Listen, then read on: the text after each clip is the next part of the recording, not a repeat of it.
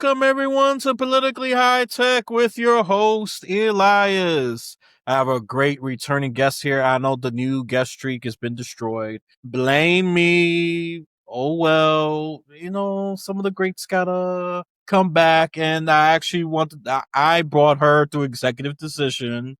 Of course, she has to agree. It's not like me pointing through the gun through the screen and forcing her to go. I don't operate like that. I know I talk tough. So let's get straight into it. So we have this lovely author here. Remember about those 10 little rules? If not, for whatever reason, I will accept whatever excuse. But, and this here, the weapon of mass distraction here, this smartphone, you've been doom scrolling, forgetting to do your call to action here, all right? I will forgive you only one time. But for some reason, I have it a third time. And if I hear ignorance, either from the 10 little rules and this book we're going to talk about, yeah, then I'm going to get at your throat. That's like, come on. Now you're just fooling around here. You're being childish, all right? And I have a good idea. I have some demographics of my audience. You're professional. You're smart. So if you stoop down to this level, I am truly shocked. But if you're some random commentator, I don't expect anything out of you. I almost have no hope at this point. But you can prove me wrong. I've been wrong before. I'm willing to admit that. But enough of this random monologue. Okay, let me stop this whole monologue. Hey, let's just welcome back Teri M. Brown, a great author in my opinion. And you know what? I have an on and off interest with literacy. And I gotta say, it was mostly thanks to my mom, even though I was such a pain in the neck. I hate reading as a kid. If I say I love reading as a kid, I'm lying to you. I gave her such a hard time with that. I was more, your typical boy, action-oriented games, eating. Oh, God, that's boring. Why don't I read some stuffy thing that's just collections of paper and all of that? All right. But it's funny, until I hit my teenage years, literacy decided to grow on me, especially when a certain someone taught it in a way that is interesting. And I think that's a callous for some people. I was just like, you gotta read, you gotta finish homework. And then my English teacher's he just gave me this somewhat salesy education pitch that, it's like unlocking a new world. Use the power of visualization. Trust me, I was skeptical. So, okay, whatever. I tried it. 3 seconds later, I started loving reading. It just, that thing just shifted. My taste for literature, it actually just grew ever since. I read more books than ever. The older I get, the more books I read. So there's a positive correlation. But as a kid, grade school, I hated it. I was anti-reading. I would be willing to support even burning the books if things didn't change that trajectory. All right. But we all know that's bad. That's destroying knowledge and literacy, and it's going to turn us to cave people again. All right, so let's welcome her back, Teri M. Brown, and I'm already stalling with my little personal story. So this is the only time I'm going to be slightly strict. It's strict in quotes. What do you want the audience and the listeners to know about you? Yeah, well, I'm like you said, I'm an author. I've written 3 historical fiction novels. I wrote the memoir that I was on your show before, The 10 Little Rules for a Double-Butted Adventure, where it talks about me riding across the United States on a tandem bicycle. I've written a children's story, hopefully to help kids who are young decide that they do like reading after all, instead of making them go through that period of time where they don't like reading. And then I'm currently working on other works right now. I'm also a podcast host. I have Online for Authors, where I talk to authors. I am a co-host with the Teri and Edith show, where I talk with Edith, who is also an author, and we just talk all things books. And I'm starting a new, what I call bite-sized podcast called The Book Hook, where you can hear the first paragraph of a book read by the author, and then make a decision as to whether or not you'd be willing to pick up that book. So that's kind of what I do. That's who I am. This episode is for you. And new bookworms. You don't know it yet. You fought it just like me. I got converted, obviously. When I was high school, I started getting converted. Middle school, I was iffy about it. I was like, I'll just read so the adults could shut up. And then eventually I just started reading. All right, that's my very brief version of my literacy journey. It's just been growing ever since. And, I'm happy that I'm actually reading. So you miss out if you don't. That's all I'm going to say about that. That's true. I'm not just saying that because she's here. Believe me, if you want to know what kind of books I read, I get for free or some I bought. Oof, I got my own little mini library. Once I start fixing certain things up, you can see mini library of host book, books from other guests, or even books that I bought, books I read. It widely varies. What subject it is. Not just even I love nonfiction more. But I don't mind some fiction. Fiction can be interesting, but and it's something that I think you should get into. But if there is an easy way out. You wanted the book to be read at you like you're a child. There's Kindle. So there's that. That's a compromise I'm willing to settle. But if you're gonna replace it with this weapons of mass distraction here, no, that's not literacy. You're just doom scrolling. You're just reading just for your own personal benefit, using slangs. And trust me, I know some of the Gen Z slang, I'll say 80% of it. Skippity toilet, I'll never understand. You keep that slang. No, that's too much for me. I know the Riz, I know mid, I know main character energy, that kind of stuff. But don't talk to me on skippity toilet. Just, all right. So, and definitely don't say it to the older folks. They look at you weird, like you're on something. I will say they're on something. They're on deep copium. They got to get with the times. Not everyone's gonna adopt to that slang, and to be honest, they don't want to. They want to use that code just to be secretive, creative, and smart. Absolutely. Guess what? You took some of it for the millennials, my generation, so it's not a huge gap from millennials, but for the other generations, they are. But you know what's funny? You could hate me because I educate them on what it really means. And trust me, they love me friends. Oh, you're the ally for the older generations. In some instances, I am. When it comes to respect, you think you're such an arrogant little thing that think you're just better than older folks because you're a young thing. You do got advantages, but you're not better. It's called wisdom. Learn it, okay? And we got to restore respect for older generations. It's been declining in this country. So that's my little advocacy. We do terrible. We do terrible. Other countries got it right. Asian countries, African countries, Eastern European countries, they got that right. Yeah. Here we just shut up, grandma. We're gonna dump you in a nursing home. Yeah, okay. So all right, enough about me, my first world issues, but sadly that's a serious one, I would say right there, because they get treated like dirt, they get treated like they're senile. Me, it takes a lot for me to get real agitated with an elder, and I think that's why, I've been, more sympathetic, because, they taught me I'd be sympathetic. Don't get me wrong, as a kid, I was pretty respectful, but there was times I went out of line and I just called them the fossils and dinosaur and all that kind of stuff. But not saying I'm not perfect, but I've learned and grown from it. That's all I'm gonna say. So I feel like I'm gonna have enough authority and credentials just to speak on that, because they don't get treated well. I'm seeing it just all over. That it's these people, they got wisdom to offer, and some went through historical events that you could talk to. They could be source of history. Absolutely. So that's all I'm going to say about that. All right, I feel like I'm talking too much. Let's get to the book. All right. All right. About this lovely book, and I love the title, by the way. I think it'll be so fixate. Sunflowers Beneath the Snow. I mean, we know Ukraine, it's very cold. Right. There's the snow part.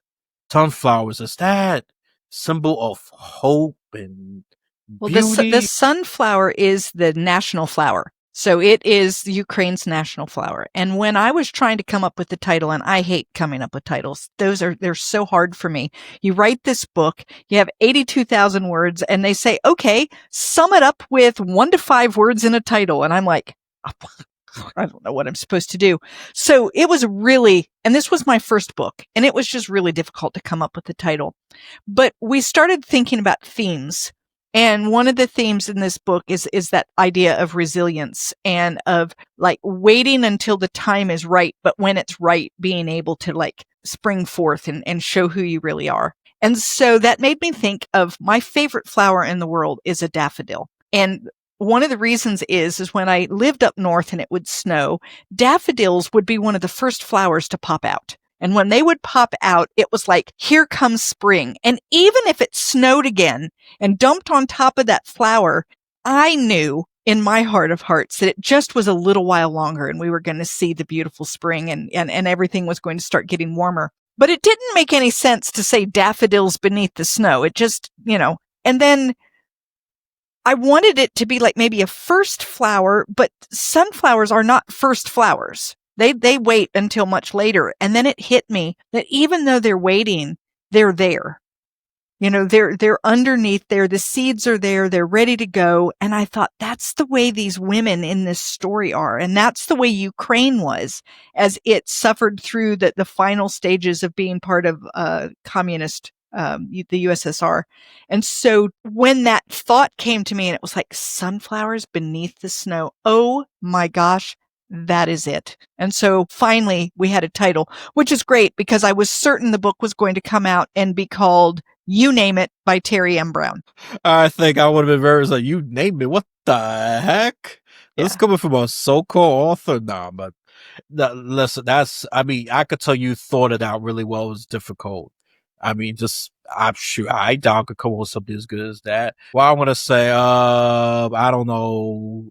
Russia wins. Evil always triumph, Oof, bad title, of course. And I'm sure some of you political people are just can't wait just to roast me right there. It's like, oh my God, I'm a Russian apologist. Hell no. Russia invaded Ukraine. Yes, they most certainly did. That's a fact. I'm not going to even debate it. It's a fact. Look, we go to the background, why they did it. Rather you think I'm justifying it or not, and this is what I'm going to put on my political hat. Attack me for the political stuff, by the way, okay? Not the author. She's innocent. She's just writing a historical fiction. Okay? So it is history, real history, mixed with fake fantasy. Okay? Right. So don't attack her. And if you do, you're a fool. And, I just hope YouTube censors you. But I don't, especially if it's vile, vicious. Yeah, you earn that censorship. You earn it. You earn it. But Rumble, when it gets there, I'll see how bad it is. If it's just stupid and personal vile, then I'll take it down. I don't exercise that rule a lot, but if it's unwarranted, then I'm gonna use cancel comment, not cancel culture, just cancel comments, because it's just stupid. It's really dumb. I mean, you could be constructive and say, I think it would be better if you did ABC, right, instead of you're stupid, your family's dumb. Yeah, that's real negative attacks. And this is a hot button issue, so I know how emotionally workup could be. And sadly, we're still in this heated conflict, and lots of lives have been lost. And what's really crazy is when I wrote this book. So it came out in January of 22, which was a month before this current Ukrainian crisis. And I had, of course, no idea that this crisis was coming. I mean, you don't write a book and go through everything that you go through and then have that all planned out. That's just not the way it works. But what I feel that the book has done is it's helped people. When you read it, you learn a lot about Ukraine and Russia and the relationship that they've had over generations.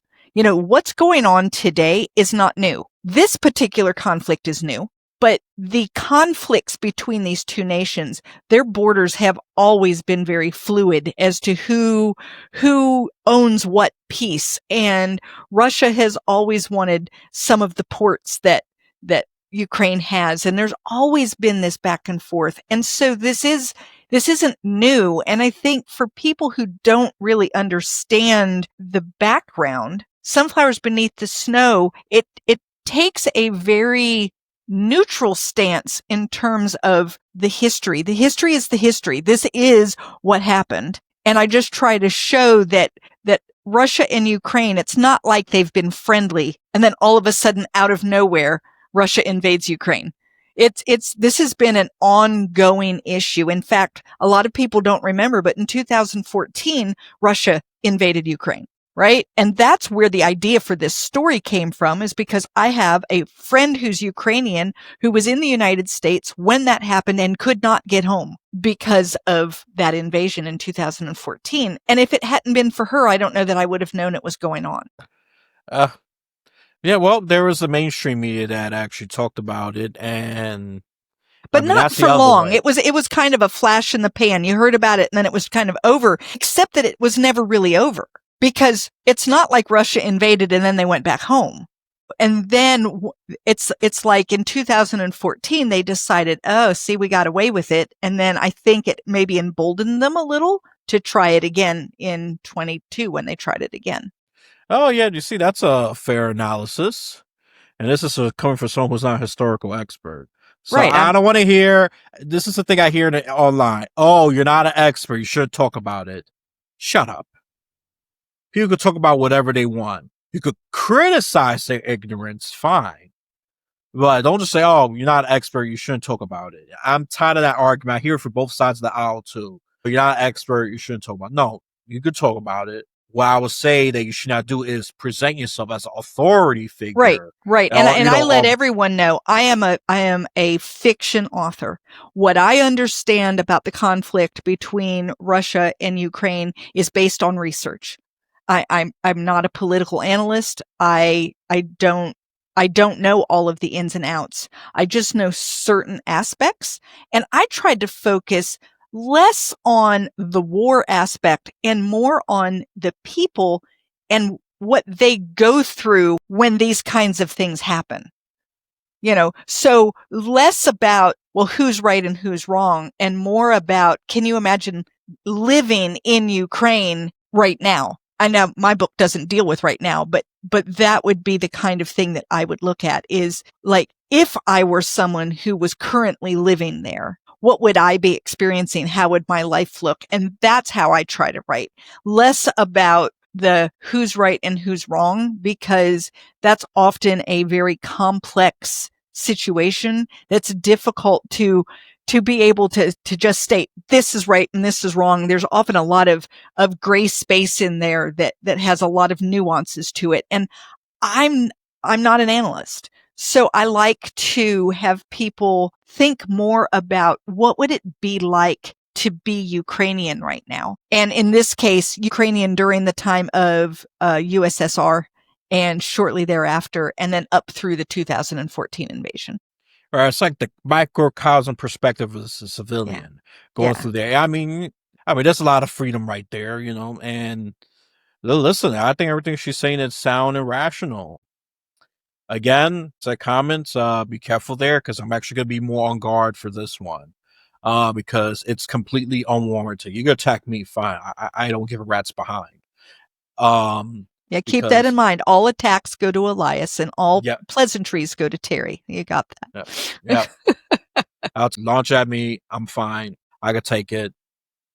And it remember, the only ones I'm allowing through is constructive. That's the only way. If it's if it's personal attacks, harming them attacks, or you just stupid, or say you're stupid, then I'm not gonna even entertain that, because I've gotten a few of those. I was like, okay, that's nice. Skip. Yep. Skip. That's all I'll do, and because you're not worth the argument. And then you got to be specific when you talk.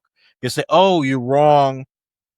What I'm wrong about? These episodes are long. Name one specific point. Right. And it's okay. And I've been wrong. And I've, so something that I was wrong about, I do a lot of research and I try really hard to be as accurate as possible. And I have a scene early on where I show a father who's naming his son.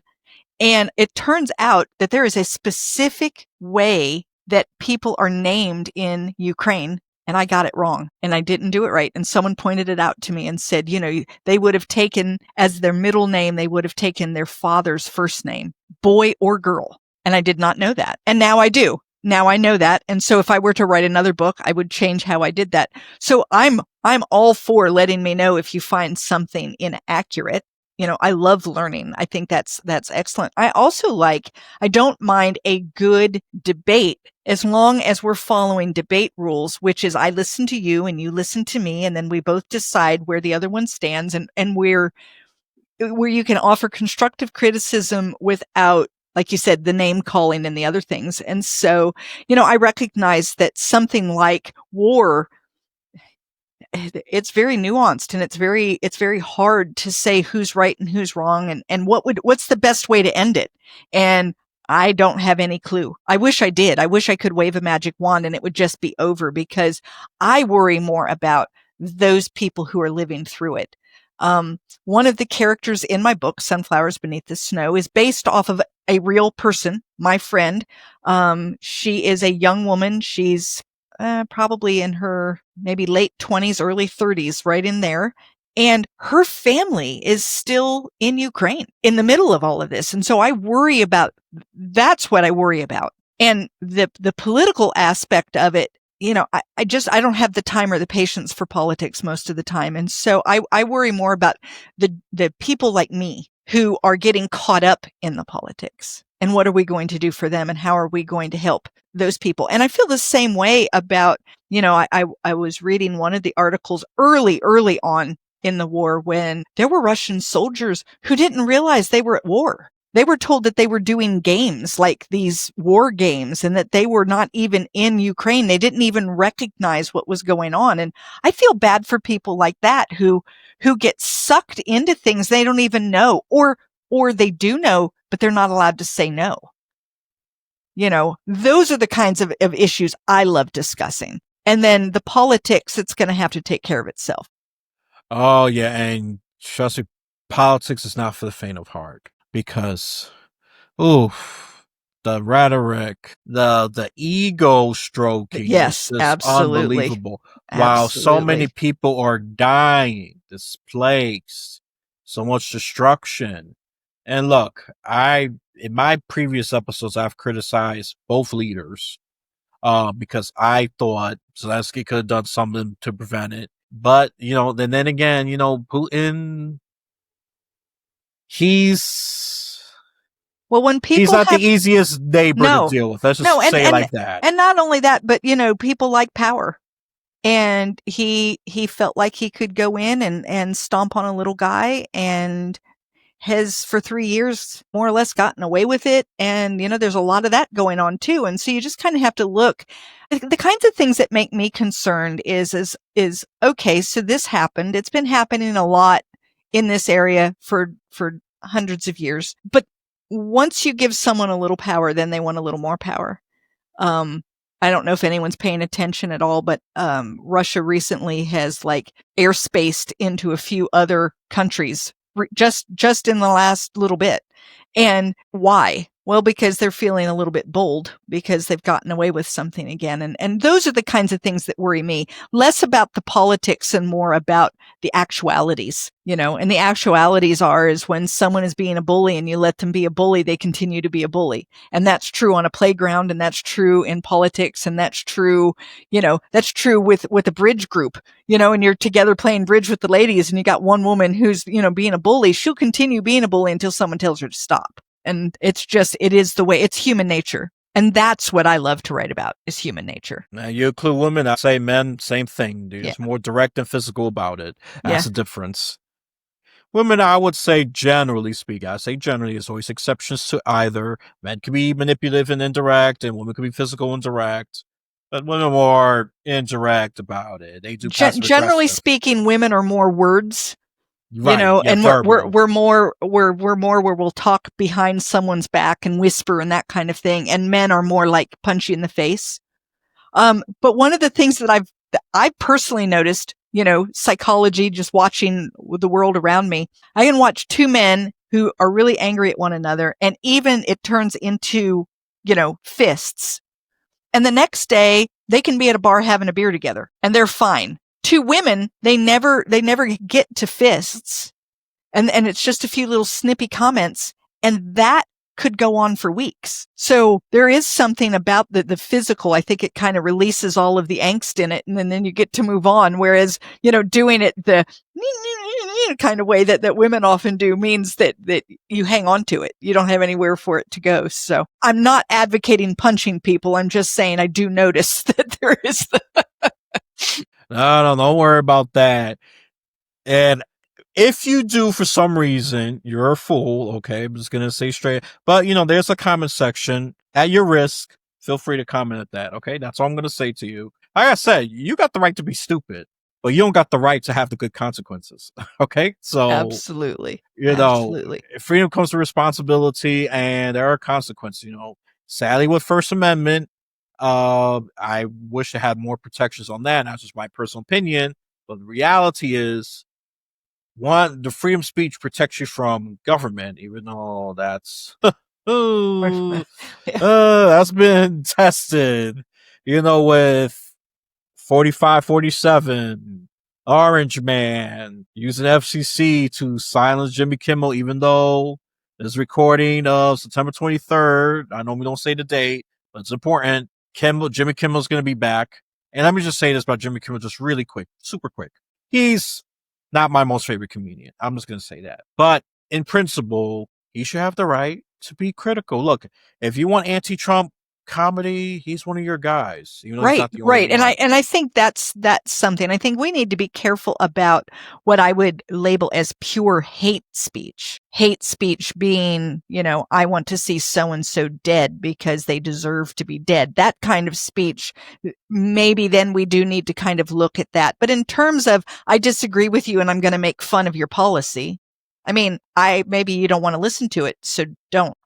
When it turns into, in my opinion, this is a, First Amendment according to Teri, when you cross the line and you're now advocating that someone get hurt, then you've crossed a line. It's okay to say, I don't like their policy. I think they're stupid. He's orange, like any of those things, that's free speech. To say, I think that we should assassinate him, that's no longer free speech. Now we've crossed a line. And I think in this particular case, I don't care for Jimmy Kimmel. I don't find him to be funny at all. I really don't. However, I think that this was a stretch. There were other people that certain things were said in this same period of time where it wasn't a stretch, where they really were advocating and celebrating death and stuff. And to me, that crosses a line. So I think that we have to be careful and that there are consequences for saying certain things. There's the one thing where they say, like, you can't yell fire in a crowded theater. And so you have to be careful that you don't cross that line, because that's where your free speech ends. And now you're infringing on other people. But just because someone says something you don't like, that's not an infringement. Oh, no, you're absolutely right. Yeah. Once it comes, look, freedom of speech, not freedom of action. Oh, right. Imagine that. This would have been a wild, wild west. America would never exist. No, right? No, we would have never made it through it. Right. We would have been a wasteland. Okay. Absolutely. Just to say that. All right. Absolutely. So I'm laughing because it's just super ridiculous. Freedom of speech. Yeah, you're right. If I say I want, it was just Teri, and this will never happen because she's a wonderful person. If I want her gone because she wrote a book about Ukraine and I'm a Russian asset, that's not freedom of speech. No. I should be locked up. I should be investigated, and all of that stuff should be taken into account. And Madonna, great singer back then. Let's just say that. But when she said, I thought awfully a lot about blowing up the White House, yeah, she deserved that investigation. Yeah, absolutely. Because there comes a point where now what you're saying is actually a threat. And there's freedom of speech, and then there's threatening people, and we're not allowed to threaten. You can even say, wouldn't hurt my feelings any if the White House disappeared. That would be free speech. Right? It's on an edge, but you could say that. But if you said, I'm going to go do it, or I want my fans to go do it, or, now you've taken free speech and you've gone too far. And so I think that if I were a comedian today, I would definitely be taking a look at making sure that my rhetoric wasn't enticing people to go do something stupid, right? Like, make sure that you're not part of the problem, because our world has a problem right now. Yeah, I mean, for both sides of the aisle, and I do say Absolutely. this. I'm not pointing my finger at one side or the other. I'm pointing my finger across the entire platform of leaders and even just general citizens, that we need to take a deep breath, take a step back, remember that our neighbor is our neighbor. Remember some of the basic things that I was taught as a child. If you can't say something nice, don't say anything at all. Do unto others as you would have others do unto you. There's some very, very basic how we get along in a society that I think we have forgotten. Oh no, absolutely. And look, dangerous activity for you commentators. You want to disagree with this? Go right ahead. Show your look at your risk. This is at your risk here. You want to disagree with this? Go right ahead. I don't expect all of you to be sane. I'm a realist. I'm a pragmatist. I wish I was more idealistic. Maybe when I was until I was 9 years old, and I realized how wacky the world was. But my point is, I agree with everything, and this is not a left right. This is right and wrong. This is what it means. This is human versus barbarism. Well, and I think it has less to do with politics and more to do with humanity. As a human, as a woman, as a neighbor, as a friend, as a mother, as a grandmother, as all of these things, I would love those that I know and love to be safe and to find kindness and all of those things. And so maybe I am a little bit of an idealist still, even at my tender age of 62. But I think that part of that is I really believe that I still remember times when we were this way, where we were kind to one another and where we were good to one another. And I think we can get back to it. And part of it is going to be maybe taking a step back from labeling yourself, like whatever label that you give yourself politically and whatever label you give yourself on all of these various and sundry ways, pull back and stop being Republican or stop being Democrat and try being human. And let's see what we can do there. Because I think human to human, we can disagree and still be okay with one another. Exactly. This is why I've said before. I'm going to keep saying again. You dummies just don't get it. Disagreement does not equal hate. Right. There used to be a time, I remember as a child, my parents would talk about whatever happened on the news, and news only came on 3 times a day. You got it first thing in the morning, you got it at dinner, you got it before bed. That was it. That's when you got the news. And they would talk about whatever the headlines were, and they would discuss it, and then they didn't talk about it anymore. And if their friends came over and they talked about it and they didn't agree, guess what? My parents were not kicking their friends out of the house. Instead, they'd say, "Oh, would you like some coffee?" And they'd play some cards. It's what happened. You could disagree. You could say, I don't agree with that at all. You could even get a little heated about it. And then everyone would sit down and do whatever they were planning to do when they got together in the first place. And somehow that's disappeared in our world. Now it's very much, if you don't agree with me 100%, then you go away. And I don't know. I really feel sad about that. I think it's really sad. And it's really hard for someone like me, who's an author, who has a wide base of readers. And I want a wide base of readers. That's what I want. And not for even financial purposes, but because I want a wide range of people reading what I've written and thinking about that and trying to decide what does that mean for them. And then it's so hard because then you have to be very careful about, like, how much do I say and where can I stand and all of the other things. So politically, I try to remain rather neutral, at least online.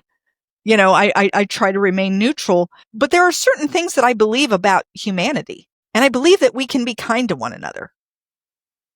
And I believe that we shouldn't incite violence. There's just certain things that I just think, I believe that a bully will always be a bully unless they're told they can't be a bully. I mean, there's just certain things that I believe, but I don't feel like those are political things. I just feel like they are human, psychological, sociological things. Yeah, they're fundamentally human. You just like you say, and look, let me just attack both sides, which I love to do as an independent, a registered independent at that.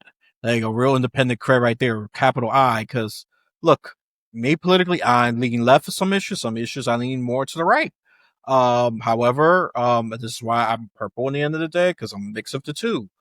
This isn't just political. This is everywhere. This is on a playground with a child. This is in a gardening group. This is with your buds you play poker with. I mean, a bully is a bully is a bully. And there's not anything really political about that. You just have to figure out, then what do you do with that? What do you do with that? So in Sunflowers Beneath the Snow, we just really get a good look at these 3 generations of women. And I think it's interesting that you had brought up earlier that we don't take care of our elderly. And in this story, they all live together in one home. So we have these 3 generations, they're all together, and we get to see how they see what it's like living in a communist Ukraine. And then we get to look at what's it like living in a Ukraine that is becoming free, and how does that look when the new leaders are the old USSR leaders who are now trying to lead the country into freedom. And what does it look like when things finally start to really break through?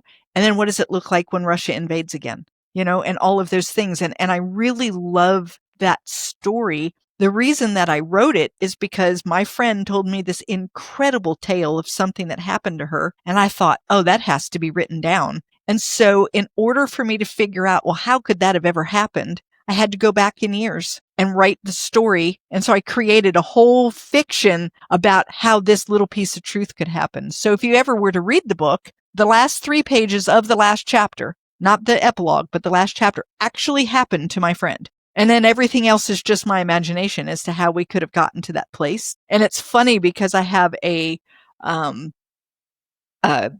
review from one of these big review companies, and they said, oh, it's a great book, yada, yada, except that the ending wraps everything up too neatly. Well, it's funny because the ending is the only true part. Well, I'm anti-big company, so they could go shove that. Okay.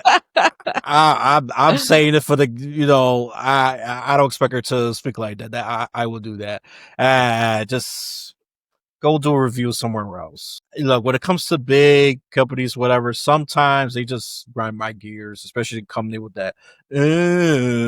But this part here, you know what? That means you hate truth. You hate truth. You've been exposed. Like, no, I'm just stretching it. I really don't know. You just got an opinion. And Right. I also think that sometimes, especially with book reviews, when you get into these big companies that this is what they do book reviews, they feel compelled to say everything that they like, and then they have to have something that they don't like. They have to have something. And for me, the fact that what they chose was the one true piece of my story, I've used it over and over and over. It has been wonderful for me because that's what I'll start with is, hey, I got this great review and the only thing they didn't like was the true piece, and I love being able to say that. So, that's just the way big companies work sometimes. It's poetic, in my opinion. Yeah. It really is. They don't know it. They blindly landed that bait. And you know what? And I love it. And I use it all the time. I use it every time I talk about the book. So there you go. The best thumbs up, because I would love to attack it, but you know what? It's been a blessing, ironically. Some blessings are in disguise. Absolutely. I don't know. Do I call it blessing because it was mostly good? It was like a backhand kind of thing. And that's the way I feel like these big company reviewers do. It's like, oh, this book is fantastic, yada yada yada yada yada yada, and there's this one piece we really don't like, yada yada. Look at that. You make it look. You just boost their confidence. Good job. So 4 Ounce Big Business gets a thumbs up. This is a pro small business independent podcast right here. That part I'm proudly biased in. Yeah, absolutely. I don't care where you lean politically. That's not as important to me. I even call myself anti-partisan because I think you lower your IQ if you are loyal to the partisan group. Well, have you ever found any group in your entire life in which you believe absolutely everything that they spout? And for me, the answer is no. No. I mean, I've never been part of any group in which everything that they've ever said rings 100% true to me. And so, it's one of the reasons why I say we need to stop labeling ourselves, because once you've labeled yourself and you say, well, this is what I am, and you've got this label on yourself, well, now you're giving yourself the right to stop thinking. You've given yourself the right to stop questioning. You've given yourself a right to just go along with the crowd because this is what you are. And that's what gets us in situations like we are now, where people hate one another and aren't willing to talk to one another. And they keep spouting the same lines over and over. But if you get down into it and you say, why do you believe that? They don't have any clue. The number of times that people are asked, why do you believe that? And they don't know. They just know because of whatever label they've put on themselves. And that's a shame. And that's what, if I could make changes in the world, that's one of the things that I would change, is that you need to do your own research, figure out really where you stand. And let's stop with all the labels. There's just, they do more harm than good. More introspection, Yeah. more research for sure. Yeah. Less trying to be compelled by your desperate sense of belonging. That's why people exactly. Yeah, exactly. And I think too, that just being willing to listen. You have a different opinion than I have, and I'm willing to listen to your opinion without attacking you for it. And then ask real questions like, oh, well, how did you arrive at that? What are there life experiences that you've had that have made you see life this way? Because my life experiences haven't made me see that, but I'd like to learn more about how you came to that place. I mean, if we were willing to do those kinds of things, where instead of saying, oh, they're attacking what I believe and therefore I'm going to go on the attack, instead, if we could say, that's very interesting. That's significantly different than what I believe. Tell me more. Oh my gosh, our world would be so much more amazing. Yep. I mean, there's one thing to point out. You look at it more on an idealistic, optimistic perspective. I look more at things in a pragmatic perspective. That we look at life very, very differently. We both got, different. Absolutely. Life shapes us. This is why we have our, me, I had to do some fighting, get the physical to survive. But I also learned there is strategic use of compassion and being kind. I think I just use more strategy. Is it good or bad? That's entirely up to you. That's a real comment section act. Right. Which one would you agree with more? Teri's way of optimism or my way of pragmatism? Now that's a real common activity right there. Right. And why? Or make this more interesting, or neither. And where do you stand and why? Yeah. And I think these are the kinds of conversations that, if we could have them, that we would find, in fact, when we have them, we find that a lot of the things that separate us really don't matter as much, because we've found some commonalities, or if nothing else, if we had a good long conversation about, why you're an independent and why you're more pragmatic and why you're less idealistic, and we were to have like a really good in-depth, you and I alone, just chatting, I could walk away from it and at least have a good understanding of how you came to the philosophy that you came to. And even if I didn't agree with it, I could understand you. I could say, oh, well, this is why Elias believes this. And now it doesn't frighten me because I understand the genesis of where all of that came from. And in the world that we live in today, we don't do that with one another. We make assumptions. If you believe this, if you are a Republican, then here is what you believe and here's what's wrong with you. And if you're a Democrat, here's what you believe and here's what's wrong with you. And you never stop to say, and here is a person whose name is Teri, and let's find out what she believes and why. When we don't do that for one another anymore. I agree. It sadly has become such a lost art, which sadly indicates decadence of our communication, culture, politics, obviously. I mean, it contributes to all that. Microcosm, it's culture, I was socialized in psychology, and then sadly becomes such a big issue. It impacts the culture and politics. Right. I think now this is another Teriism. I think part of the problem, part of what created where we are now, is we became a 24-hour news cycle.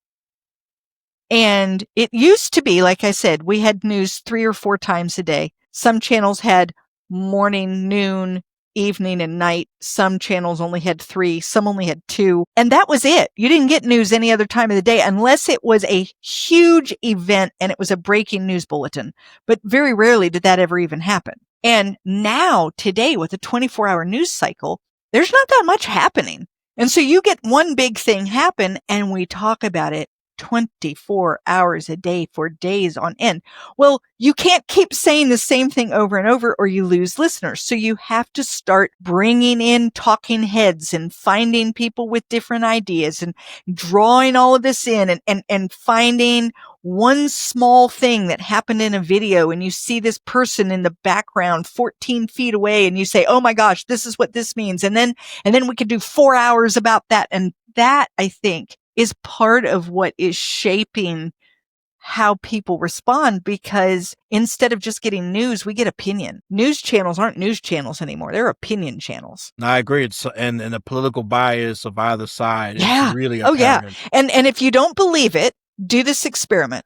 Go watch MSNBC or CNN and then watch Fox. Watch about the same news. So whatever's going on, we're going to say, ABC invaded, whatever, right? So go watch the one channel and then go watch the other, and you will not know that you were watching about the same thing. You will have no idea, because the two talk about it so differently that you would never understand that you were watching the same event. There's a problem there. That's not news. That's opinion.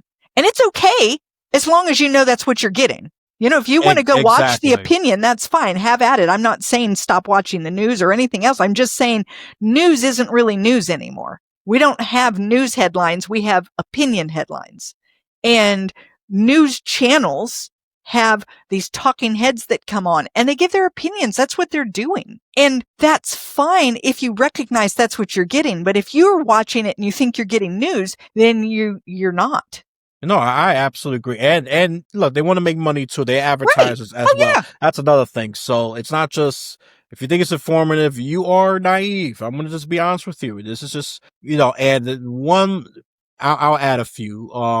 In the center, there is News Nation. And if another one on the right that's been growing, I don't know if their growth has stopped. Maybe after that Dominion Court thing, Newsmax. Well, it makes Fox look like they're in the center. If you don't know, if you watch Newsmax just versus Newsmax and Fox alone, Fox is center right compared to Newsmax. Right. And so I think the thing is you can look and there's a wide range. So really, if you actually want to understand what's going on in the world today, you need to watch a variety of news channels that span from very left-leaning to very right-leaning and everything in between. And then I also recommend throwing in a couple of international channels so that you get an idea of what the international people think is going on. And then maybe you will have a slight grasp of what's happening in the world today. But if you only listen to a very biased channel on the right or a biased channel on the left, you're really not going to know what's happening in the world realistically. You're going to know opinions that align with your belief system, but you're not going to actually know the news. Birthing tribalism right there. This is why I push ground news, because it aggregates all those sources together from the very left to the very right and everything else in between that spectrum. Yeah. So you will know just a headline. This is what they're talking about. Well, all the sources, how they're reporting it. You're correct. Very, very differently. And let me just use now the left wing version that MSNBC. No, actually, no. I got something better. Jacobin, very left versus CNN. CNN is center left compared to Jacobin. Jacobin is socialist practically. They right. Probably say it. And I guess that's the point is that it's all available to us. And are we using it correctly? And the way to use this correctly is to watch a wide variety of sources, especially sources that you don't agree with. I think that's even more important, that you see what else is being said, because when you only listen to people who agree with you, you become very, very jaded, one-sided. You can't then see the other side. I think it's very important for people to try to see across these barriers that we've set up for ourselves. Yep. I'm getting way more political today than I ever normally get. Hey, you know what? That was not my intent, but it was going to be pretty political anyways. So, but regardless... But I do want to point out again, that I'm being political, but not really. I'm saying that we have a problem with our politics. And what I'm trying to do is suggest some things that we can do to help that, which is stop labeling ourselves, stop exclusively watching news that agrees with you 100% of the time. So I'm not really being political as much as I'm trying to be a little more rational. Like, let's look at what we can do to fix this abysmal problem that we have, which is I can't talk to you if I disagree with you. Well, let me use one example. If I'm the Fox News, the way Terry said, "Oh, believing in humanity. Oh, she's a leftist. I mean, she was all right. So she wasn't giving my wealth. All of that. Terry's a socialist, a communist, and all that." You know, and it's so funny because I'm like you. I'm an independent. And I find myself on the left and on the right, depending on what issue we're talking about. And sometimes I find myself totally confused and I have no idea where I stand.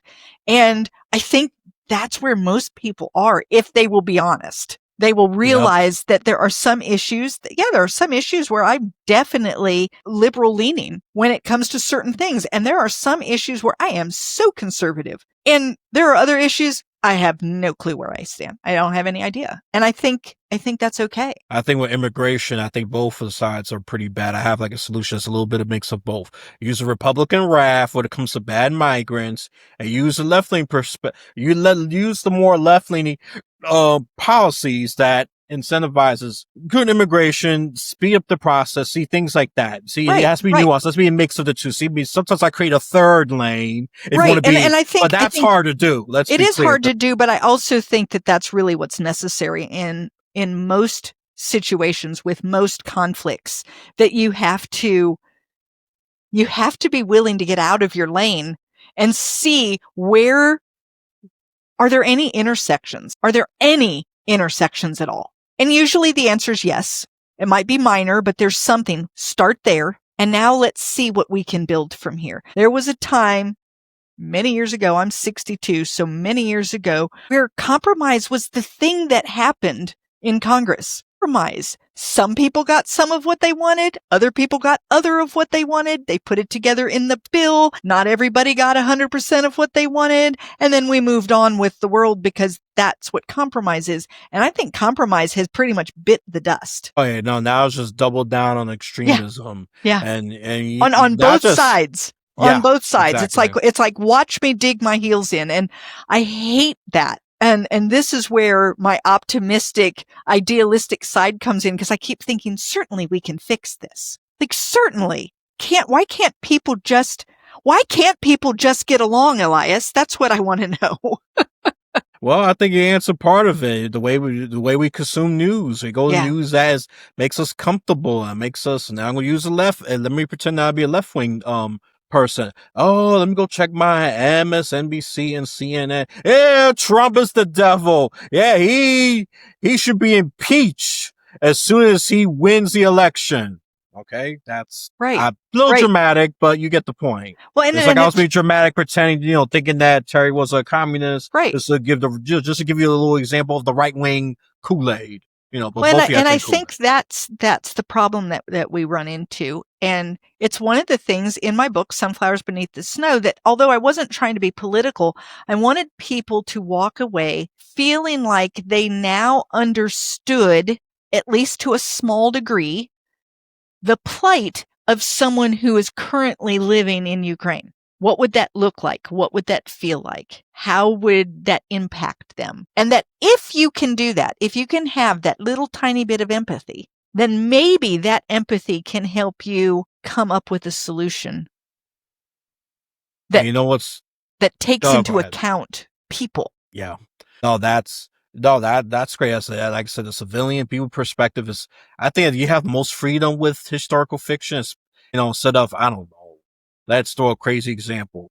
Write a fictionalized version of Putin. That's going to be controversial. Rather you love him or even bash him, you're going to get a lovers and haters. Right. Yeah.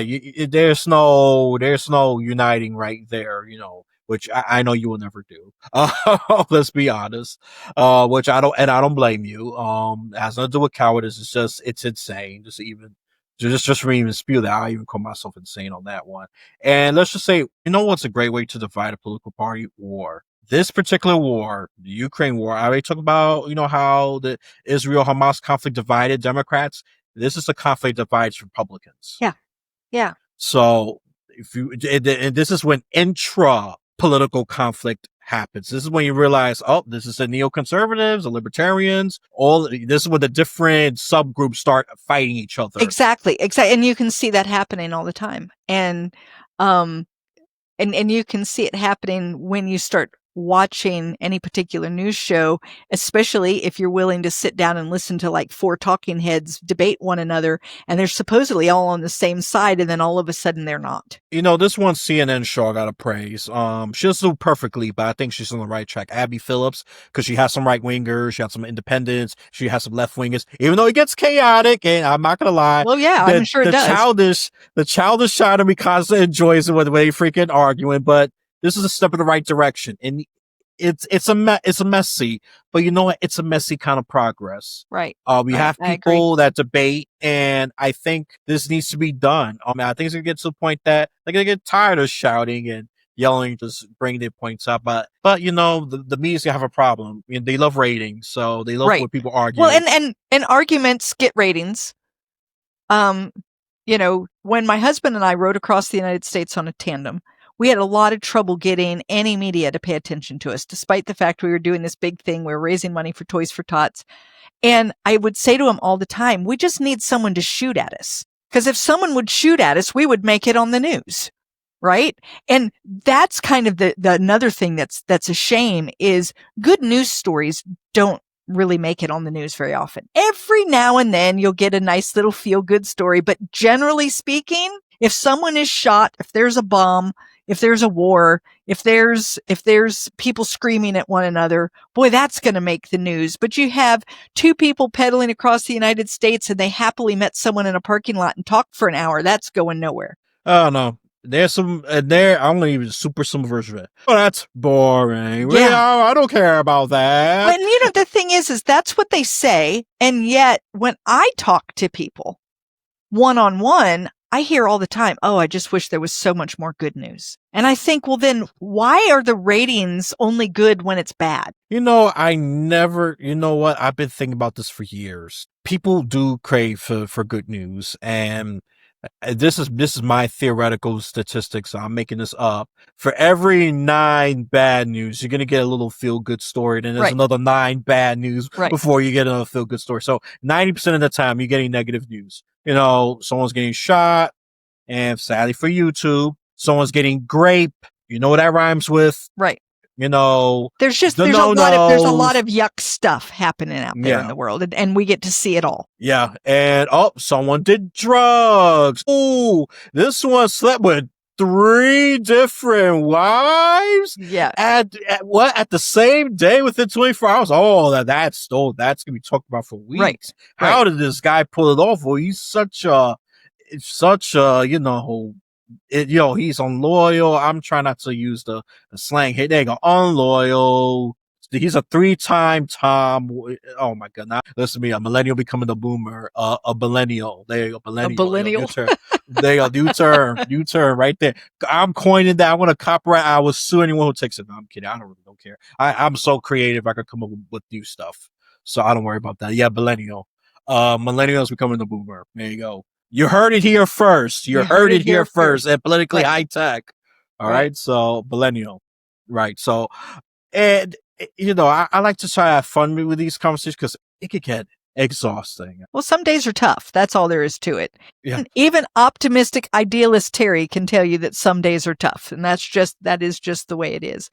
But optimistic idealist Teri will tell you that some days are tough, and then the next day isn't so bad anymore, and eventually it gets better. And that's my belief, and I'm still holding on to that belief for our nation that we'll figure it out and we'll get it together. I just hate to see all of the unrest and anger and angst at one another. I just want to see us get along. I would just love for us to just get along and stop letting a few people dictate how the rest of us respond to one another.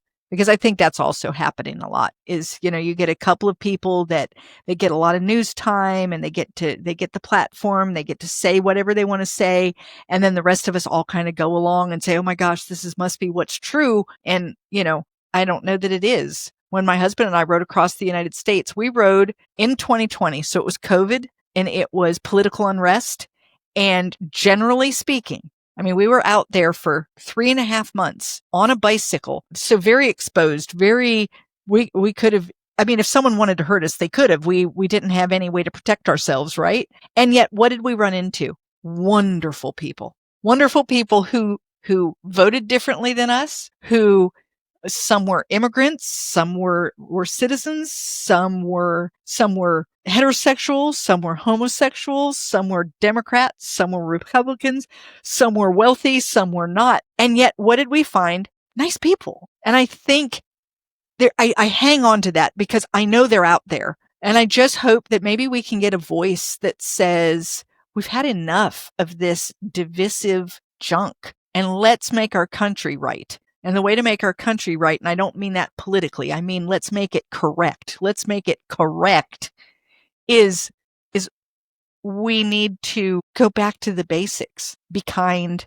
talk nicely, be respectful, be willing to listen to someone else's viewpoint, agree to disagree. Like it's okay to disagree. It's okay. You don't have to hurt someone because you disagree. You can just disagree. You can scroll on by.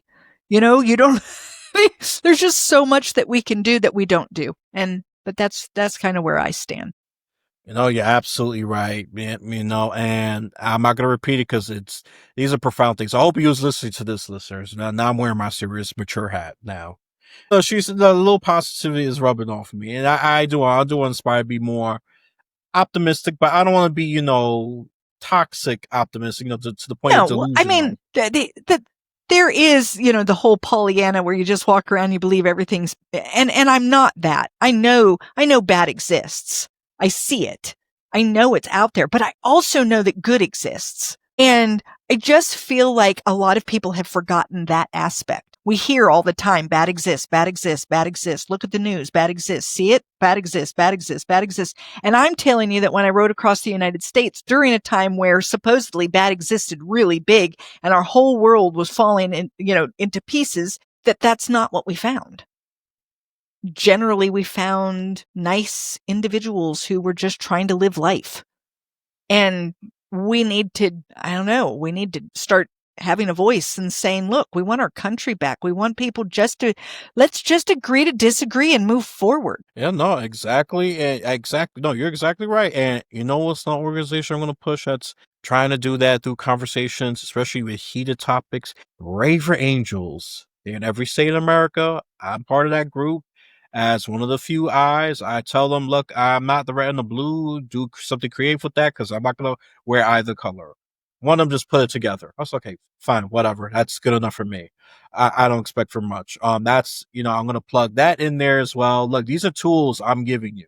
Okay. Some, they got free versions and some's going to cost a little something. They're free to low cost. Okay. Even the new paper is different. It gives you factual, straight to the point kind of read. The longest like 5 minutes.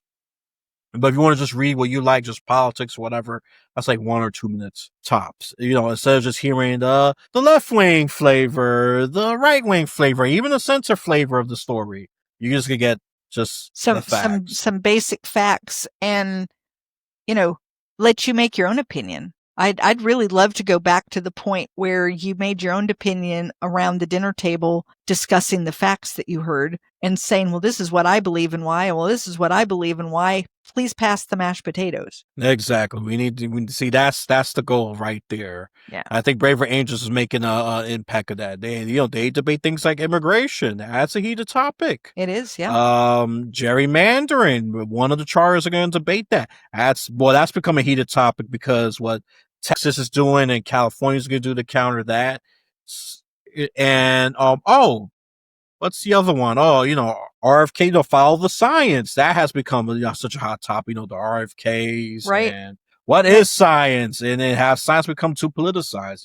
Well, There's so much and the thing topics. is I, as someone who loves science, I absolutely enjoy reading sciencey things, finding out the cool stuff that's happening. I've lived long enough that I know that follow the science almost is laughable because science changes really quickly.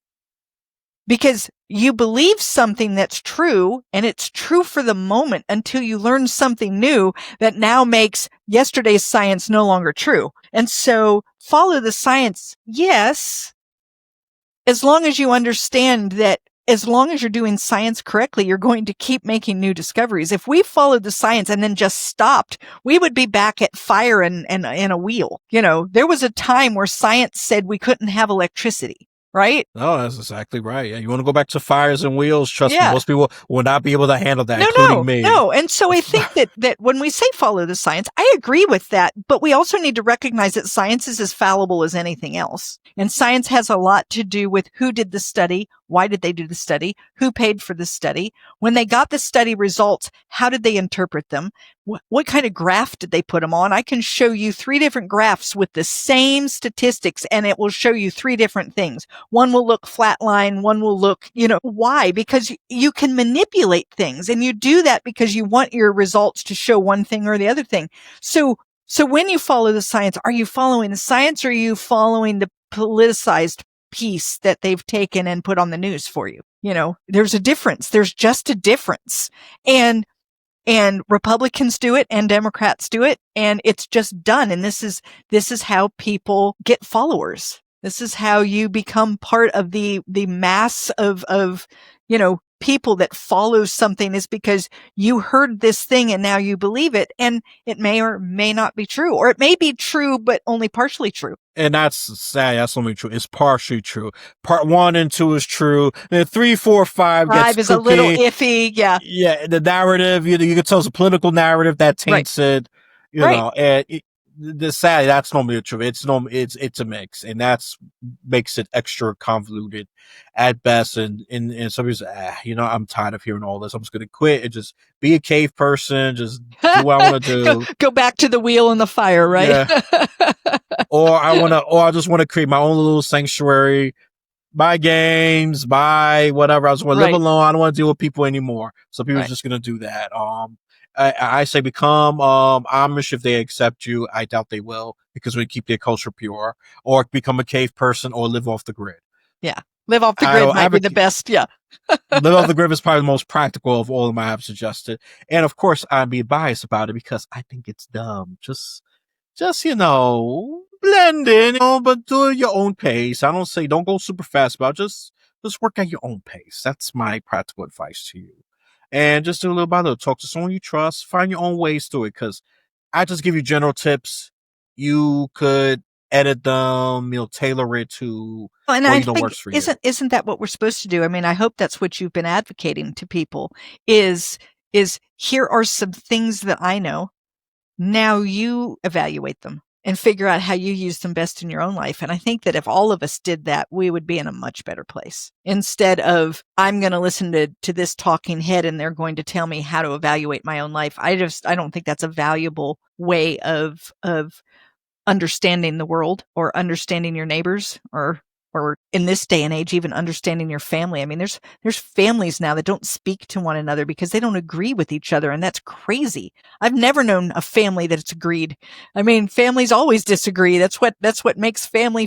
There's always been, there's always been the crazy conversation at Thanksgiving, right? Where somebody says something and everybody else is looking like this. Why is it that now when we have those conversations, it means that we can no longer be family? We lost the art of socializing, and not just traditional media, the cable. That's what got the older brains. This captivate the younger brains. Yeah. So it's a double whammy. Yeah. Attacking different demographics just in terms of age. Well, but the cell phone, it does the same thing that a 24-hour news cycle does. Because if I want to know something or see what everyone else is seeing, I can pick this up and I can flip through and I can find out all of my friends say, and I think sometimes we need to put it down. It's one of the reasons I really do advocate reading, like actually picking up a book, reading a book, because a book can take you places that you aren't able to go. It can cause you to think about things you might not think about. It can introduce you to people that you would never be able to meet otherwise. It can introduce you to concepts that you're unaware of. It can do all of these things, even if it's fiction. It can give you this possibility of seeing the world just slightly differently through the eyes of a character that you can't be. I'm currently reading a book. It's very interesting. But the main character is Vietnamese. Well, I'm not Vietnamese. I can't be Vietnamese. I'll never be Vietnamese. No matter what I do,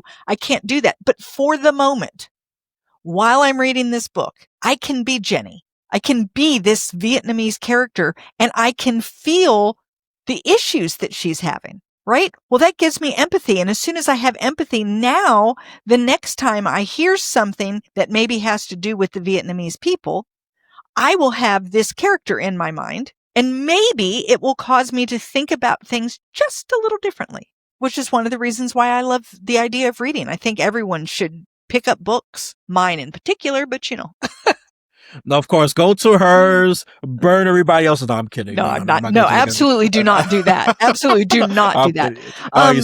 You see, that's a real disagreement.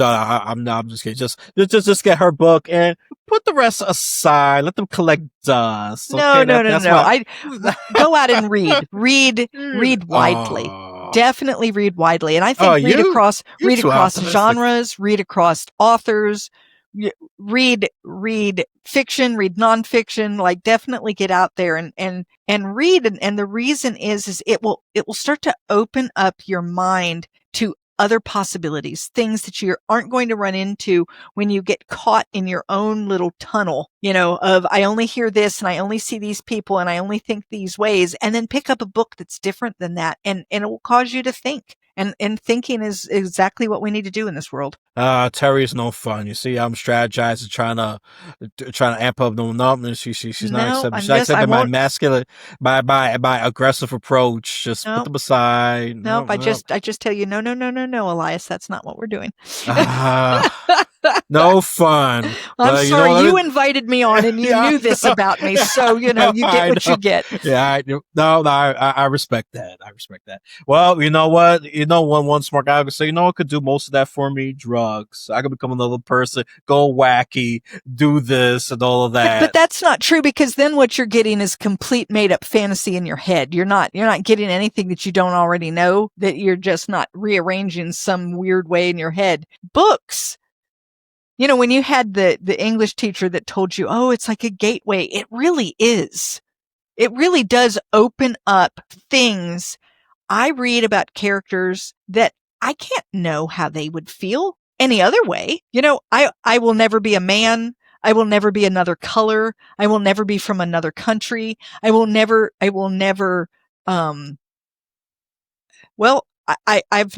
have 4 children. Not one of them died when they were young. So I would never have that experience or know how that would feel.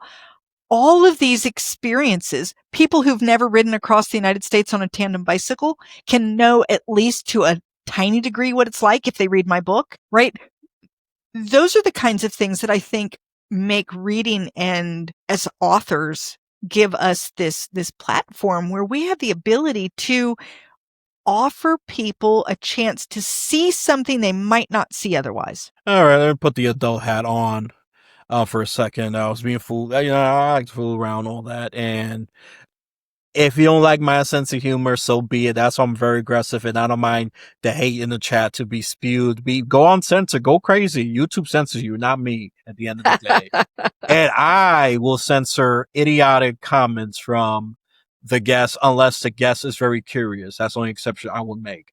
That's just my general rule, because if I think it's nonsensical, like you're stupid, listen, that you're just not adding anything. You're just a cyberbully, and you know what's your weakness? When I ignore you, don't even take it very seriously. Physical bullying, on the other hand, well, that's one idea, And for those of you who are listening, Elias lifts up his fist. I run. Yeah. I just yeah, there you go.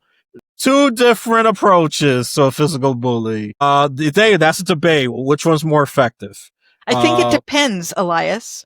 Like, if I were to punch someone, they would laugh and then they would cremate me. I'm more likely to outrun them than I am to outpunch them. So for me, it's wiser to run. Now for you, I don't know. Maybe you're really good at punching, in which case you should stay and fight. But for me, no, I need to get out of there or find someone who will like pull them in and say, here, fight for me. Cause they're, yeah, I just know me. I know my weaknesses. No one, if I punch someone after they got done laughing, then they would beat me to a pulp. So, yeah. But seriously, people, just I hope you're getting at least the big picture of it. Those are they're valid based on situation. Me, 9 out of 10 times. Really, I think that's another thing. We can't say all anything. Not all women, Right. not all men, not all Americans, not all. There's some men that are, very weak that Right. they will take your approach. Exactly. And there are some women who, by golly, they scare me, Yeah. like, whew. So Yeah. I think that if we as a people could just figure out how to stop doing that and saying all this, all Republicans, all Democrats, all people who voted red are MAGA, blah, blah, blah. Stop. We just need to stop. Oh yeah, you're absolutely right. Woof. We went longer than anticipated, but you know what? This is all good. I don't mind it. I don't have a lot of rules here, except for the real basic ones. Be interesting. Definitely not boring people. Don't have a one shot in here, and then I'm not inviting them again, even if they provide some value, because you got to be at least pique people's curiosity. Yeah. That's my bare minimum. And then provide some value. That's my mid tier. And then my highest tier, provide value while being entertaining. Hard to do. I know, but that's that. These are the standards I have because a few of them told me they were boring. And you know what? The earlier guests, I say, you know what? I agree.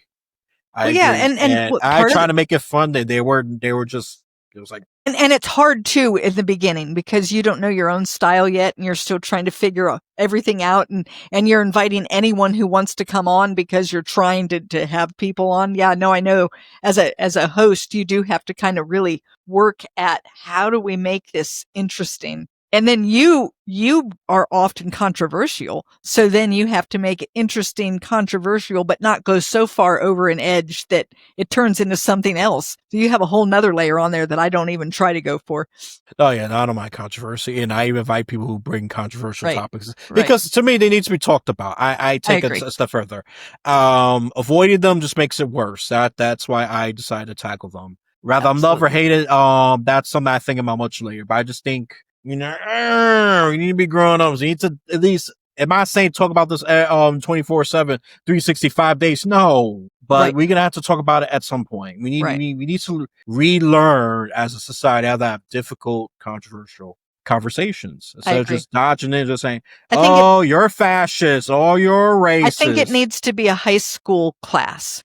How to have in fact, I think all high school students should have to take debate or something in which they learn how to have not just the conversation, but they learn how to choose a side and then like choose both sides. Like you have to choose this side and defend it. Now you have to choose that side and defend it. Because if you can do that, then you really do know what you believe. You know what?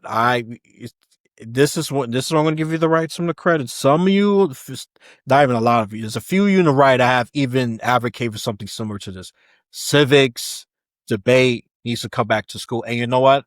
I agree 100%. This should be coming from, I'm sure some on the left have said it, but I haven't encountered those. Feel free to link those people in. I'm just telling you based on what I know, but I'm sure there's those on the left that will agree as well. Let's just include them. Right. I think that there's a lot of people that agree, maybe for different reasons, but I just feel like we've lost the ability to communicate. We've lost the ability to disagree cordially. We've lost the ability to know why we believe something. And classes like civics and debate will teach that again. And I think that's what's missing. It's missing in several generations. And, how do we fix it? Well, you're not going to very well fix a 62-year-old, right? but you can fix a 16-year-old. I mean, you still have a chance to encourage them to start thinking things through and to not just take everything at face value. It's going to be harder to change those people who've already lived their life. But yeah, I don't know. That's why I think that we need to start looking at, like, what are we teaching kids? I also, though, believe that we need to do finances in school, so kids have an idea, like, what is a credit card and how does one use it? Like, we should be teaching that. General things like how do you do taxes, like general life things, to me is far more important than, French 4. That's my opinion. But, I would love to see maybe some more practical, how to get along with your neighbor would be really a good class, because people don't know how to do that anymore. I remember for the 10 little rules, I'm just going to say very brief. You check out episode 288. I'm going to link that episode, okay? If you want to hear more about that, because look, I'm not going to have her regurgitate that whole hour. First of all, it's torturous and practical. It just played dumb. This is why it's recorded and saved for a reason. We got to, me already know this, but some of you who got a lot of free time in your hands, you don't know this. We value our time. Okay, it may not look like it to some of you, because we could just talk and blah blah blah blah blah blah blah blah blah blah blah blah blah for hours. For some of you who are antisocial, and go see a psychiatrist for that. Maybe something wrong, or maybe it's your personality. I don't know. I'm actually being serious. I could be an a-hole about it. Just comes to remark. Look, I was raised in New York City. Some of this comes out. With a smart aleck attitude.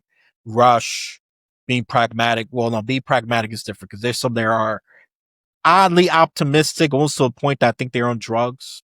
That's but that's the Pollyanna times 10. Right. No, it's not Teri. No, twist it down. She has good head on her shoulders. She's optimistic, and there's gonna be look. We already disagree on some things. Me, I'm more aggressive in my approach. Like, put the other books aside, even though I'm trying to promote her. She knows that, but, she's far too, she's too goody two shoes for me. I probably am, and that's but that's okay. Isn't that for the win, for the win, for the win? Right, but isn't that what makes the world go round?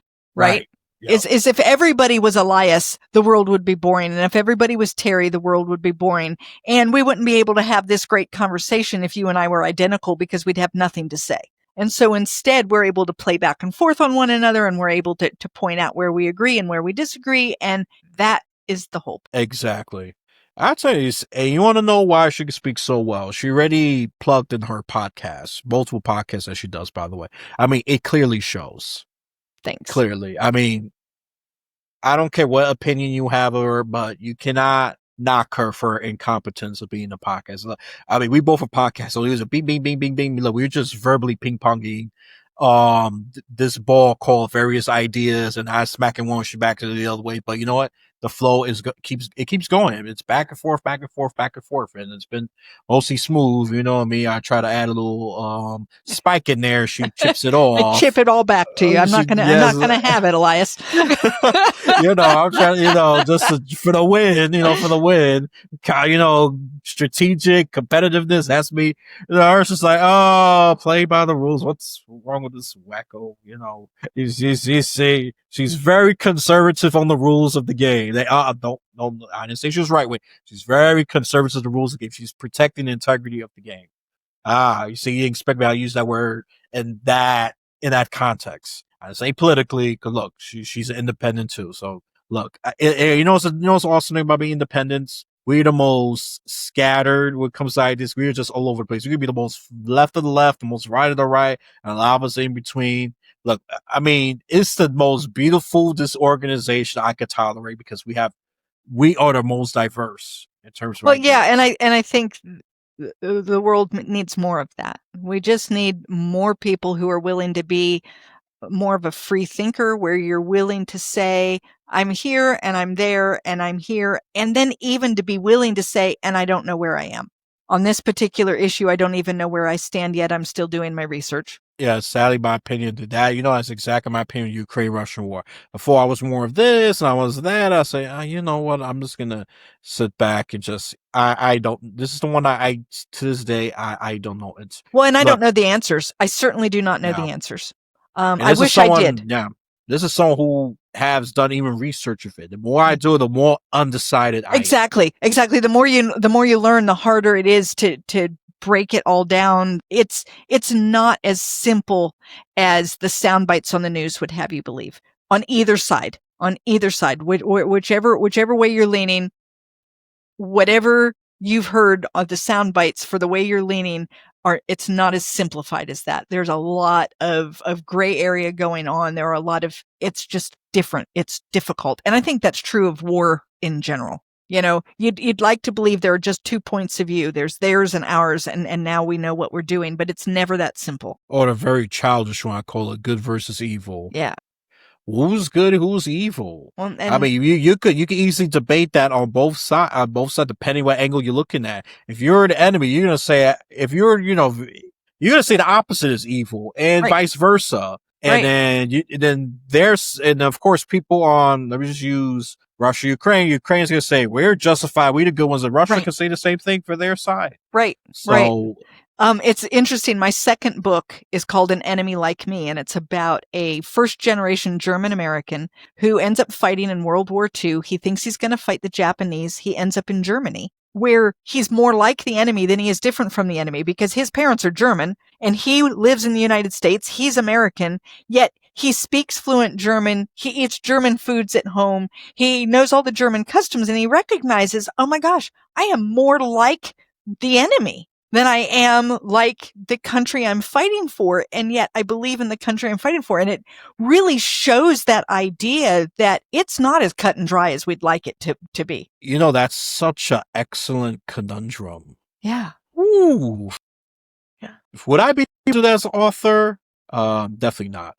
I probably, when I start writing a book, which is going to be in the future, I don't know what's going to be. Maybe tackle on some of this political divide, because after talking to people, I've gained some ideas, got some ideas of my own. That's something to TBD. I don't know. Maybe I'm not going to say 2026, maybe 2027.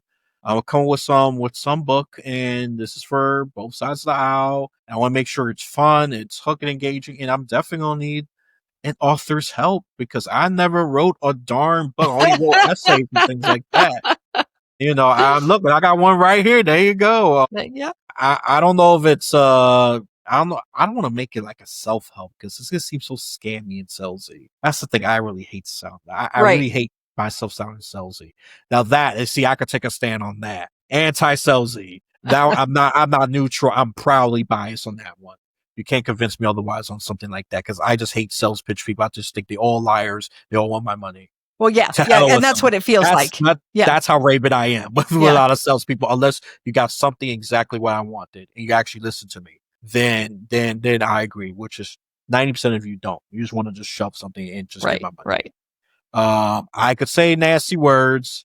I'm gonna wrap it up there, but I do have one final gutsy question before we wrap this up. Oh, let's Anything else you want to add? No, actually I don't.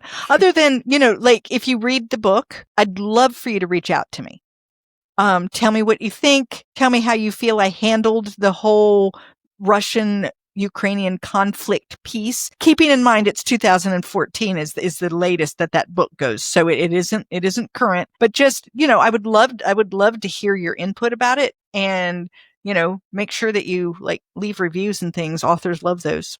And Elias, I want to thank you for having me on today. I'm really excited that you let me be here and chat for you for this last hour and a half. No. I mean, you was fantastic guest. I had to bring you back, especially on a couple of books like I saw this. Yes, I had to have you back, because it was phenomenal. It was wonderful, and I don't always go by the numbers. Once I want to start pushing my SEO and outreach on steroids, I'm sure this could be something that a lot of people's gonna like to look. There's a lot of value here, and if you choose to be negative, it's because you're being disingenuous. I'm just going to say this right now. There's even some disagreement, which I don't mind. I don't mind disagreement. And I always been one of those, okay, then give me your I think idea. Disagreement, there's nothing wrong with it. Yeah. But if you're going to disagree and shut it down with no other idea, then I'm going to double down because, oh, wait, you just don't like it because of what? No. Yeah. Then I double down. But if you got an idea, it's like, oh, that's true. I didn't think about I didn't look that at it in part. that way before. Right. Right. I said, okay, this does expose a couple of blind spots I got to pay attention to. Things that I'm willing to modify. And look, and that's the thing, I'm pretty open minded. And the only thing I'm going to disagree with Terry a little bit is 62-year-olds, they can be malleable. But and this is the good part about it, it's at their discretion. It's they Yes. choose Yeah. to be malleable. Yeah. I guess that's true. It's harder though, the older you get. You do get kind of more set in your ways. You get more set in what's comfortable for you. And someone brings up something you need to change, and it's like, I don't even know that I have the energy for that anymore. I just think it's younger people are more, they're in a space where learning is what they're doing. And I think you could spend the same amount of energy working with teenagers in high school, teaching them debate classes, and the same amount of energy teaching 60-year-olds, and you're going to have better results over here with the young kids, just because they're just in that space in their life where they're still learning, where they're still open, where they still haven't made positive decisions about things yet, where they don't have these really, really strong opinions that have years and years and years of bias and experience behind them. So that's why I say that. It's not that I'm not capable of changing. I know I am, and I have, and I will, and I hope to continue. I just know it was easier when I was 15. No, of course. Yeah, see, that's another conundrum. Yeah, because you already have your set ways, and you know what's harder. You know what's much harder than learning. Unlearning. Yeah. Oh, Yeah. I had to unlearn some things that I just wanted to just throw. I just want to throw things out the windows to make myself feel good. Right. It was so frustrating because those habits are so ingrained. I think, yeah, it's hard. It's hard to move them. It's hard to move the needle on something that you've been doing your whole life. So yeah, especially if it's decades plus. yes. I'm sure you come on a number with it, and I'm sure there's a correlation for it. Yeah, it is tough. So I also got to acknowledge that it's not all. Oh yeah, you can learn everything one shot, even if you're a 1,000-year-old dead body. Okay, dead bodies can't learn anything. They're done. There's Right. always a cutoff point, Elias. Right. So, exactly. See, that's me being Pollyanna and being delusional and crazy. Yes, you could say that. Yeah, you could say that. I won't argue with you there. All right. This has been a supremely phenomenal conversation. Actually, one of the best in the season, in my personal opinion. I don't care what you think of that one. Always, actually, I want you to see if you agree with me or not. Let me be serious. You think this is one of the best ones? Because this is one of the longer ones for sure, but this has so much wisdom and value, right? This is whether you pick Team Elias, Team Terry, don't do that. Just see how we both made it great. And what we could, what improvements can be made. Just think of big picture. Don't be tribal. Say Team Elias or Team Terry. I'm sure bookworms are going to go more with you. The political people are probably going to go more with me. But no, I don't want any of that. Any of that big picture. Come on, you could do this. Big picture. Step back. All right, so go to her site. All right, just go there, get her books, give her a review. She's a very friendly, very sociable person. Okay, and she has all kinds of social media that you can think of. Really, I mean, this is to the point that she makes me feel like a boomer in this category. I'm much more selective in my social media, and I'm supposed to be the younger one. I'm supposed to be open to social media. That's why you can't stereotype, put everybody in a bucket. I'm more conservative in my social media. Some of them I don't like TikTok. I don't give a rat's behind about that one. Maybe until the deal is done. But even that could be flawed. I don't know. My TikTok opinion has been changing, just as quickly as chameleon changes colors at this point. I just say I was anti it. Now I'm kind of for it. I don't know. I have a TikTok and I don't know what I'm doing with it. And I held off trying to learn it because I was afraid it was going to disappear. And now that it looks like it's not going to disappear, I think I need to figure it out. So we'll see. That might be like next year's goal, is to figure out what TikTok is and how to use it effectively. You know what? That's the same exact reason why I just held off on this. I don't know if this thing's going to stay or not. Yeah. And if it goes away, I'm not going to miss it. Right. So that's why Yeah, I didn't decide to go to it. But you 16-year-olds, y'all caught a panic attack. Yeah, You Gen Zers. absolutely. You can't be worshiping technology like that. That is pretty sinful. They go, this is where I'm wearing my fake priest hat.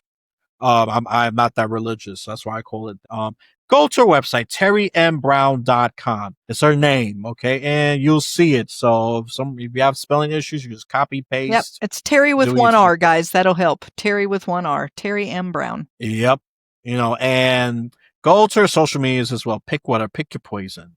It's even Pinterest. I don't even know who's using Pinterest at this point. I stopped using it a long time ago. I got bored with it real quick. That's just me. But she got so much social media. Pick your poison. There's a YouTube. I love that one. Facebook. It's okay. Twitter. I'm not calling it that letter. Blah. Lincoln, pretty good. It grew on me. Just, rapid fire opinions of each of, pick your poison. Okay. Yep, So there's options for absolutely. you. It's not being filtered by me. If it was up to me, there'll be no Pinterest, there'll be no TikTok, and there'll be no Twitter. That's just me. But I'm just doing what the guest, whatever information the guest provides me. That's me being fair and balanced. Don't be led by your ego, and by your own biases, because forget it. I could have just done this whole show by myself if that was the case.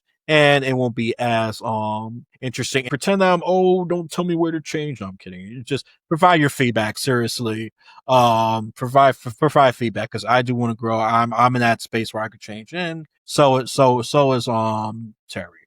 But this is more about this podcast, and you go check her stuff out as well. All of it, all her she has so much. Was it the book hook? Yeah, the book And hook, the online for Edith and authors. Terry show, and online for authors. Look at that. Yep. She's in 3. I'm just trying to find one other job. I could be a well paid contributor for other podcasts, maybe something political or maybe somewhere spiritual. I don't know. People don't think I'm spiritual enough. That's up for debate. What does spiritual look like? Do I gotta do namaste and be meek and let someone beat me to death? That's spiritual to you? Then you're insane. Then that's what I'm gonna say about that. I could ramble on for a while. I go. I Okay, let's think you're fast getting forward. tired, Elias, and I know I am. Oh yeah, there you go. That's my green light to end it. All right. So for my podcast, give a like, share, subscribe. If you feel generous, donate $3 a month. Also having exclusive episodes. You have your own emotes. You get a shout out. And trust me, you're gonna see me go on leash. You think I'm crazy now. Behind the paywall is gonna be even more exciting. Maybe it'll be to your liking. I don't know. I gotta experiment. And I'll definitely read the action version of the Bible. Yeah, it exists. I actually bought one myself because I think it needs visuals, and Bible is confusing. It's not the easiest book to understand, people. It really is. If you take it too literal, you miss out so much. Yeah, I know symbolism, allegories, and all that. And Terry knows about all those literary terms even more than me. She's a literary expert. Don't talk to me about, alliterations and all of that. I don't know what that is, but they're trying to ask me a super reedy nerdy question. Go to Terry. Leave me alone. You want to make me look stupid? You did a good job. Leave me alone. Oh, seriously, she's a go-to when it comes to literacy authors, all that, creating a book. She's done it. I mean, you should talk to her, not me.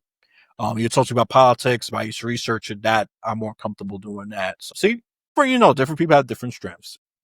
And just like she said, if everyone looked like me, talk like me, act like me, or her, this world will be very boring and there'll be no Very point in boring. conversation. I'm happy we're different, even if it causes disagreements, but hey, sometimes disagreements is more entertaining than agreements. Oh yeah, I agree. Oh yeah, I agree. Oh yeah, I agree. It gets boring after a while. All right. And then for the review, for Apple Podcasts, leave an honest review.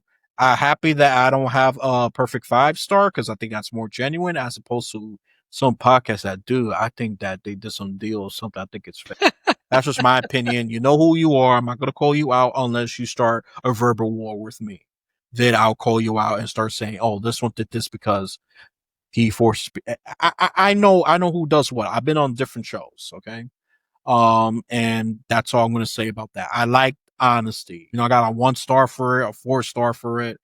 I prefer that than all 5 stars because I think that's pretty fake to me. All right. And then for those of you on Rumble, you got to wait a little bit. People follow me on Facebook and Twitter. This is your by sometime early 2026. I'm taking that down because I feel like Twitter doesn't serve my purpose. LinkedIn serves my purpose more because I've more professional people. And I don't know, Twitter has become such a sewer, in my opinion. Yeah. And I just think I need to evolve better than that. Look, I don't mind finding the sewers, but there's times you get sick of tired of being sick of tired doing the same crap. Absolutely. So I need to evolve at some point. I ain't gonna be young forever, all right? That's just reality. So, all that after a while, you just gotta use your time and energy more intelligently. All right. And I'm not gonna be 30 something forever. Okay. I'm just not. And that's just reality. So, whenever you complete this long but wisdom filled audio or visual journey, you have a blessed day, afternoon, or night.